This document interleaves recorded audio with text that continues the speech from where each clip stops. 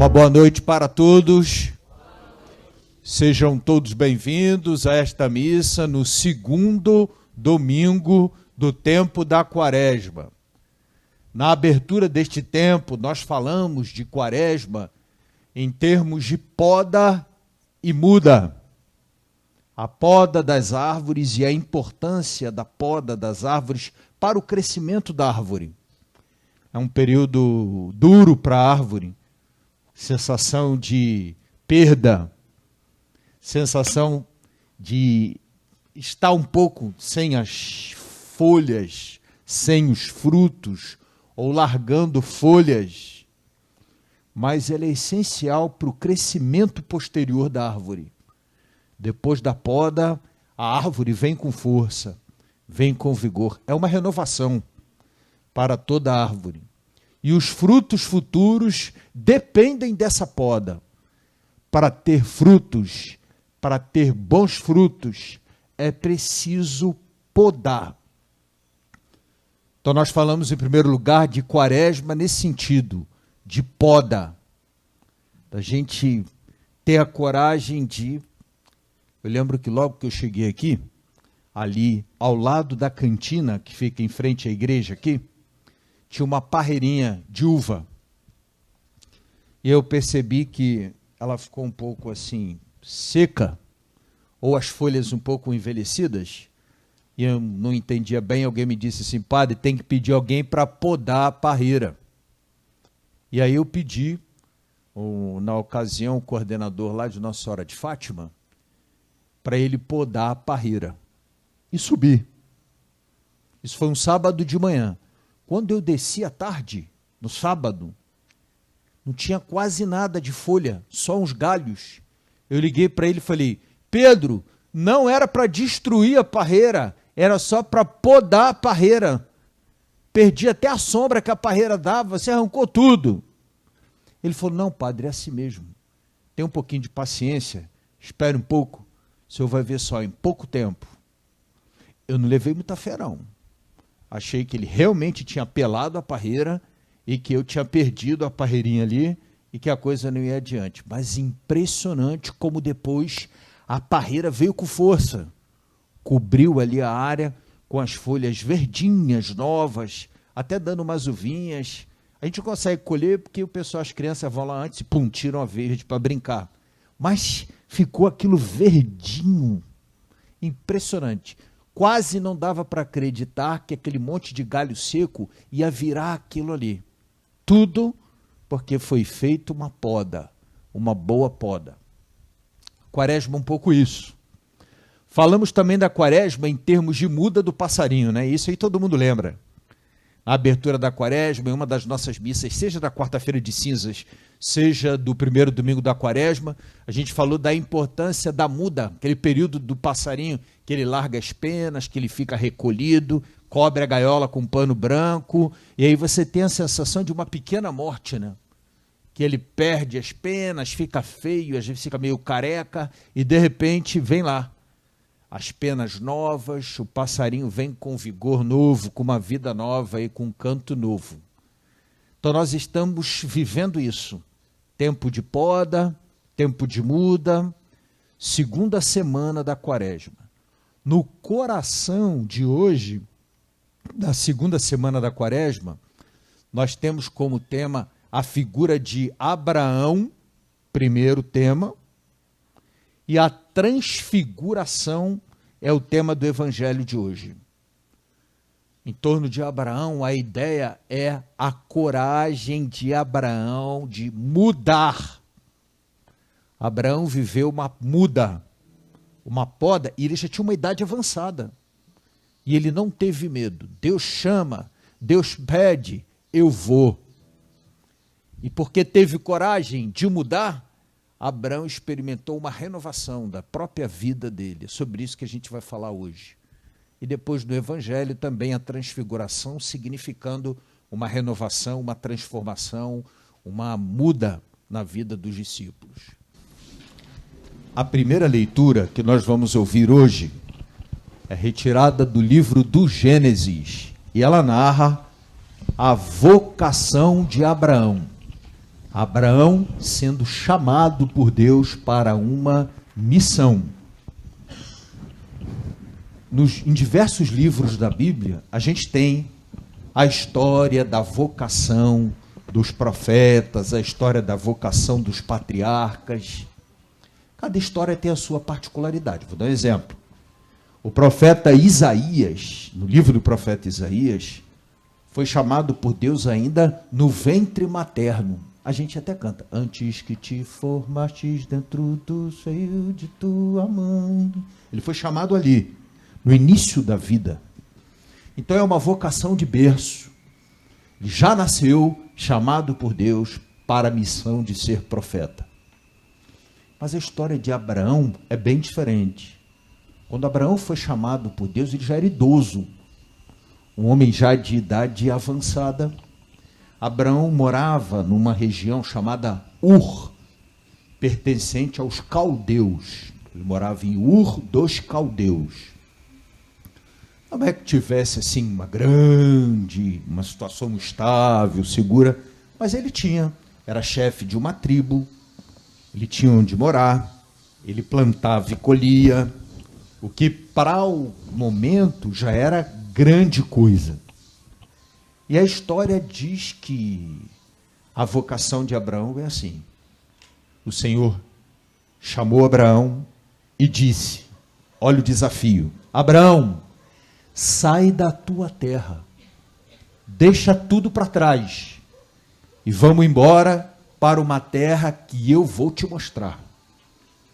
Não é que ele tenha dito assim: Abraão, você sai ali da estrada da matriz e você vai se mudar ali para o Guimarães, assim, rua tal, condomínio tal. É melhor do que lá, talvez seja melhor, ou o contrário, enfim.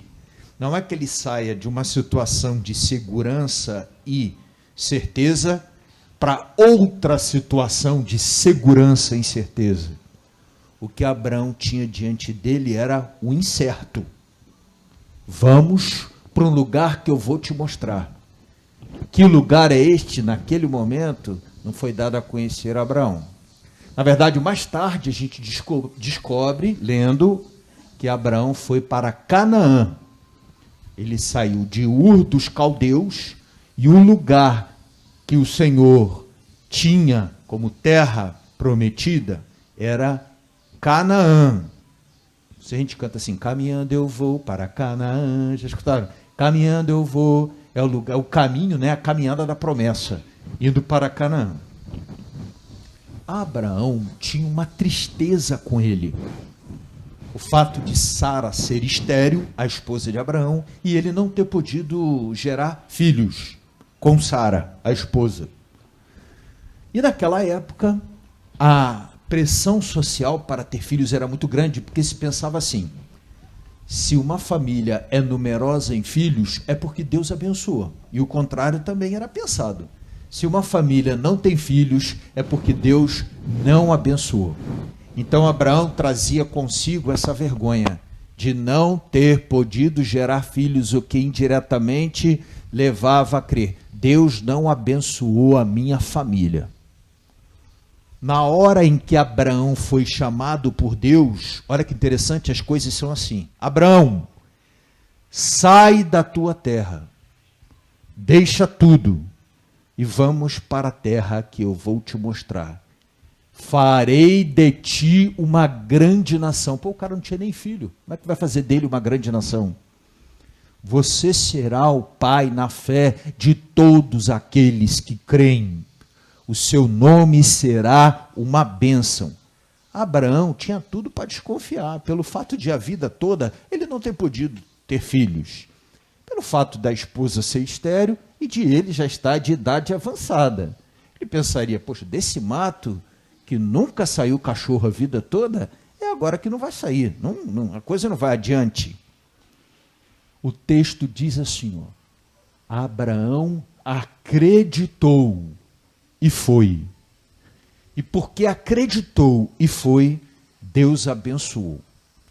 O interessante é que 1 ano depois desse ocorrido, mais à frente, Sara, a esposa de Abraão, já estava com um filho biológico de Abraão no colo. chamado Isaque. O nome Isaque significa, na língua hebraica, o filho prometido, o filho da promessa. Deus prometeu, Deus cumpriu. Qual é a grande questão aqui de Abraão? A meu ver, encaixado no segundo domingo da quaresma, a coragem de mudar. Se alguém dissesse hoje para você, sai da tua casa que você tem lá, bonitinho, arrumadinho, os móveis, tudo direitinho, e vamos embora para um lugar que eu vou te mostrar. Já a palavra mudança dá um certo arrepio na gente, né? Encaixotar, tirar as coisas, ir para um lugar, ter que fazer amizade com vizinhança nova, uma série de coisas. Nossa, a gente... Novo, a gente já acha isso, resiste. Imagina com idade avançada. Você falar isso para o idoso? De jeito nenhum ele quer. De jeito nenhum ele quer. Eu fui criado no Rio da Prata de Bangu. O lugar que eu fui criado, quando nós chegamos lá, muitos anos atrás, em frente tinha uma fazenda, com vários eucaliptos. Tem isso, tinha o cheiro do eucalipto, ia lá em casa. Tinha um senhor, seu Jorge, que vendia lá hortaliças e tal. À tarde a gente podia sair de bicicleta, eu sumia de bicicleta com a rapaziada, uns amigos, e voltava. Com aquele calor de Bangu, todo mundo sentava na calçada, as senhoras, as mães, sentavam ali, aquele clima bacana, esperando ficar fresquinho para entrar, a gente jantar e ir dormir. O lugar que a minha mãe mora hoje, em frente, tem onde era essa fazenda com eucalipto e tal, é um lugar chamado Morro do Sossego, que de sossegado nada tem. A minha mãe chama, na bronca dela, de desassossego. Lá no desassossego. Acontecia de eu ligar para minha mãe, e mãe, não sei o que, e de fundo eu escutava... A gente fica preocupado. Vai dizer para ela, a senhora tem que se mudar, tem que sair daí. Resposta dela até pouco tempo. Duas. Primeira, daqui eu só saio para o Murundu. Murundu é um cemitério que tem lá perto. Primeira resposta. Segunda resposta, eu cheguei aqui primeiro que eles. A gente é muito resistente à mudança. Eu estou dando o exemplo da mudança, de se mudar de casa. Mas tem outras mudanças, né? Quer ver um exemplo? Todo domingo vem aquele monte de netos, filhos, todo mundo lá para casa. Aí eu já trabalho a semana toda, eu estou meio cansado domingo, doido para dar uma descansada. Aí chega aquela turma. Não trazem nada. É a gente que tem que fazer a comida toda. Não trazem nada. Aí chega aquela turma, faz uma bagunça, tal, lá. Vão embora, não limpam nada, fica tudo sujo. Então você começa o domingo fazendo a comida, termina o domingo fazendo faxina, e segunda-feira é dia de trabalho. Quem sabe um dia você poderia, olha a mudança, chegar e dizer assim, gente, tem uma alegria enorme da vinda dos meus filhos, dos meus netos, mas vamos combinar quem vai trazer o quê? Vamos cada um trazer um pratinho? E antes de vocês irem embora, vamos fazer uma faxininha? A deixar tudo no esquema, a loucinha lavada, tudo no esquema, tal, né? Outras mudanças, por exemplo, às vezes no trabalho, tem algum comportamento nosso, de alguém, que está incomodando, e a gente vai reclamando, a gente fica reclamando, não sei o que, não suporto mais isso, não quero mais isso, não gosto desse lugar, mas ao mesmo tempo a gente não tem coragem de mudar. Então a gente prefere viver com a insatisfação a abraçar a mudança. Isso me faz entender? Então, mudança é uma palavra que diz respeito à nossa história de vida. É como se a gente sempre tivesse ouvindo do nosso Deus o que Abraão ouviu. Sai daí, vamos para um outro lugar. Mas eu não sei se vai ser melhor, se vai ser seguro, se vai ser... Confia e vamos. O que Abraão precisou foi confiar. Ele não exigiu, eu quero um relatório, quero saber quantos quartos tem lá, se já está tudo mobiliado, se a rua é tranquila, se isso ou aquilo. Não. Ele acreditou confiou e foi. E porque acreditou e confiou, Deus abençoou. A bênção e a confiança se relacionaram na vida de Abraão assim, ó. Ele confiou, causa, efeito. Deus abençoou. É uma relação de causa e efeito. Abraão confiou, causa. Deus abençoou, efeito. Eu entendo que nesse segundo domingo da quaresma, a palavra de Deus hoje diz assim: vambora, levanta, vamos mudar, confia. Mas eu não sei, mas eu não sei. Confia e faça as mudanças, as transições. Coração aberto para viver as mudanças que a quaresma sugere como poda, como muda para a gente aí ao longo da nossa caminhada. Então, o exemplo de Abraão é o grande convite à mudança sugerida na segunda semana da quaresma. Interessante que a resposta a essa leitura fala que Deus nos dê e Ele seja na nossa vida graça e bênção. E depois, lá na frente, no Evangelho, acontece uma coisa interessante. Jesus estava perto da morte dele, né? Jesus tinha certeza que, embora os discípulos já tivessem visto um monte de milagres, um monte de sinais, os discípulos tinham visto isso aí, né? Jesus já tinha curado cego, coxo, já tinha até reanimado mortos. Mas quando os discípulos vissem Jesus preso, condenado, crucificado, coroados de espinhos, isso ia abalar a fé dos discípulos. Num dado momento, os discípulos pensariam assim: será que nós confiamos, fomos com ele e agora a gente vai ficar abandonado aqui? Vamos lembrar que depois da morte de Jesus, os discípulos estavam sempre trancados, com medo. O medo foi um sentimento predominante. Jesus então chamou 3 dos seus discípulos, Pedro, Tiago e João, e convidou os 3, que eram figuras de liderança no grupo dos 12 discípulos, para subir um monte chamado Tabor, o Monte Tabor. E ali ele se transfigurou diante deles. Em que consiste a transfiguração? A transfiguração consiste em dar aos 3 uma visão antecipada daquilo que aconteceria futuramente com Jesus, a vitória final, a ressurreição. De modo a quando eles olhassem Jesus coroado de espinhos, Jesus crucificado, Jesus morto, que a imagem da ressurreição mantivesse a fé deles de pé, firme. A certeza de vitória falasse mais alto do que a dúvida. A confiança superasse a dúvida. E é exatamente esse o sentido da transfiguração. Para as mudanças que nós precisamos empreender, a transfiguração é: vai que se o Senhor te chama, o último passo será vitória. Vai embora. Toda mudança no início é um pouco difícil. É difícil. Os processos de mudança são difíceis. Quando o bispo liga para a gente, quero falar contigo. A gente já fica assim meio, né? Porque mudar de paróquia, como mudar para vocês de casa, é uma luta. Você vai chegar em outro lugar, tem que fazer aquele monte de reunião, tem que começar a aprender o nome das pessoas, porque todo mundo quer ser chamado pelo nome. E aí é uma luta até você aprender de novo o nome de todo mundo. E aí você tem que fazer amizade com o bairro. E aí você tem que... É um recomeço enorme. Além da mudança. Bota tudo na caixa, nas caixas, e vai para lá e vem para cá. E é um processo difícil, né? É difícil. Mas não muito ali na frente, a gente entende que era necessário.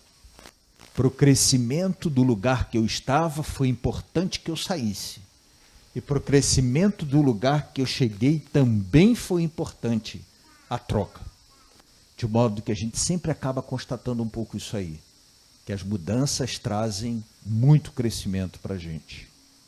Vamos acompanhar a primeira leitura. depois o Salmo, depois a segunda leitura, depois o Evangelho, e depois eu vou falar, vocês são super curiosos com aquele painel da Quaresma que está ali, né? Parece que a gente não está entendendo nada, né? Ele perdeu um pouquinho de nitidez, ele assim, numa imagem menor, ele é mais nítido. Mas acho que vocês vão enxergar umas coisas aqui, ó. Essa linha aqui, ó. Primeiro, todo o painel, na linha vertical dele, ele é dividido em 5 blocos, ó. 1, 2, 3, 4, 5. Lá em cima. 1. Alaído, se você puder levantar daí, vai ajudar. Chega a cadeirinha um pouquinho para cá, por favor, assim, ó. Obrigado. A gente fez isso de manhã. Tem alguém aqui atrás de mim? Não, né? E 1, 2, 3, 4, 5 blocos embaixo. E eles têm alternância, ó, verde, ocre, a cor, né? Esse amarelo meio cor de mostarda, ocre, verde, ocre, verde, ocre, verde. Naturalmente a gente já desconfia. Quantas são as semanas da Quaresma? 5. Então aqui embaixo estão os evangelhos de cada domingo da Quaresma. Domingo passado, Jesus no deserto sendo tentado. Está representado aqui. Depois da missa a gente pode chegar para olhar mais de perto. No evangelho de hoje é a transfiguração.